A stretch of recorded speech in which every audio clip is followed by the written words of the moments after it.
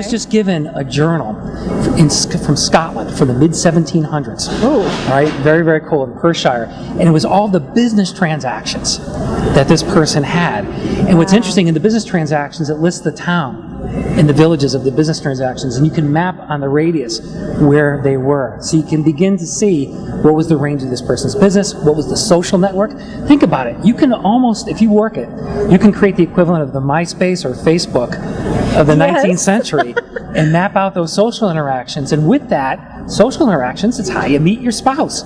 It could be around the church, it could be around commerce, it could be around, and what I've seen a lot, in the mountains, it could be just who's in a geographic proximity that you can actually walk through the 6 feet of snow to get there. So you think about Facebook and apply Facebook to genealogy. It's the same concept. It's the same concept. And you know what? The image that just popped in my mind as you were describing this was, I have this multi-page probate record for one of my husband's great-great-grandfathers, and he was in business, and they happened to list every single person who owed him any money at all. That's right. I could literally take that document and map it and see, okay, so tell us, what kind of tools are we using to do this kind of mapping? All right, so there are old technology and new technology. Okay, this was part of my sessions. Okay. In fact, you should go onto Jam and actually pull down the recording. So I'll give it a promo there. One of the things I showed is you can actually, my blog is on historicaltownmaps.com. The blog is historicaltownmaps.com/WordPress. The old tech way is you can pull down a map from Historical Town Maps, which will actually show the geospatial dispersion of people, of landowners. And then you get an atlas. And the atlas will have the latitude and longitude on it. So the cheap way is you get a $30 atlas, you get your historical town map, you get a ruler and a calculator, and you can figure out. You could do it yourself, right? Yeah. I use Google Earth. Google Earth is my tool. I'm hearing more and more about that. So one of the things I showed is I have this cool GPS-enabled camera. My camera...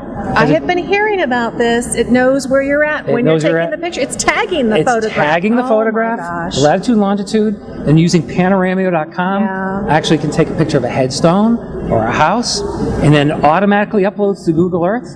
And then I can start doing the three-dimensional analysis about where this is and context of everything else, and then say, I think that's the church they belong to. Or, that's interesting. This is probably, they were a farmer. Or, wow, look at this geospatial area. Look at those mountains. This is probably the set of towns where they would likely have found a spouse.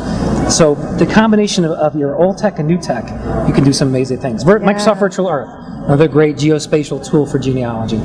And so, it's interesting, the idea that when you take these photographs in the digital camera and it tags it, not only could you do this, but then it becomes a whole other method for locating images online. That's right. And being able to, because so many times we do run into somebody who didn't source it, didn't document it, and you're like, where was this headstone? Right. And this really gives you all the data. So there's a couple tools now. Google Earth, as I recall, when you look at it, you can zoom in and actually see, like you say, the geographic, the formations, as well as the roads and the places that you're navigating. So anyway, how are you tagging these locations, and how much information can you get? Can you click on each pinpoint? You can click on the pinpoints. You can, and there's a set of other tools you can annotate, and so add information, right? And then the photos itself through Panoramia, which is a great sharing tool. It was a great tool today for my course to actually show how you can put the historical person in geospatial context to conduct the analysis. So it's a great tool to make it work. I think one of the most fascinating tools that's going to emerge is the iPhone. I heard a couple days ago that Reunion was issued on the iPhone, but my wife's an iPhone nut, right? But the iPhone has a GPS in it, that you can geotag photos, and with broadband you can bring up Google Earth, and with Reunion you can capture the information. So there's a little tool. And you can go out on Ancestry.com and all the other paid sites and free sites. So this, I think, is going to be the workhorse platform for the future. When you're on the road and you're doing these, you got it. Exactly. Because the truth is out there. Get off your PCs, everyone, and hit the road. Get out of your jammies. Get dressed. Get away from the computer. Fascinating stuff. What got you motivated to take this route? Because I could really see as you're doing this. That's why I was asking about the tagging. I could see this is not create a map, and this is something. I could see really starting to do all your research right on this map. What got you started? It's a When I was a kid, 1976, I watched Roots. Oh, yeah. I never forgot it. I had a lot of unanswered questions. I had 20 names, not a lot of information, and I said, I want to understand where I came from, I want to understand my history, and I want to be able to pass that on to my kids. That was the motivation. There was something, so I did the traditional things. As I hit the road, I did cemetery research, and I found myself in a town called Morris, Connecticut. Connecticut's nice, it's an open state. If you're a member of the Connecticut Society of Genealogists, you can actually go into at that time, you can go into the vault in the town hall clerk and do research. Wonderful. It was wonderful. I think the laws have changed recently in Connecticut, but it was great. But there was this person who's a town clerk in Morris said, you need to go see this guy, Walter France.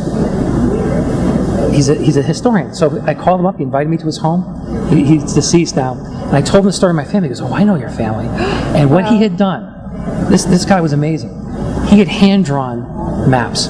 Most historical town maps are maps that were done in a particular time in a particular year. He had taken every transaction in the land record on the day and redrew the map on every single day. So if somebody transacted land on a certain day, he redrew the map. And so he pulled, for me, all of these maps on my family. And what I became aware of, instead of just surname-based research, was the people, because now you could see the neighbors in their geospatial context. Like, wait a minute, these people got married, or these people did commerce. But you also begin to understand intergenerational wealth transfer. Who was in and who was out. It was out. Right? Before even looking at a probate record. And so it was Walter France that got me on there's something here. And then as I continued to work it in Sharon, Connecticut, and in the Cilento Valley in Italy, continue to reinforce that location is really what drives pedigree. Pedigree is nothing but an echo. If you think about it, all pedigree-based research are echoes of decisions that were made in a particular time, in a particular place. Interesting analogy. Yeah. So if you can go into the place and hear the echoes, you can now interpret the data. It's not so much that so-and-so married so-and-so. I always look at location-based genealogy as moving from what to why. It's no longer enough to know that these people got married, or why they left, or why they came. I want to know why. It's location.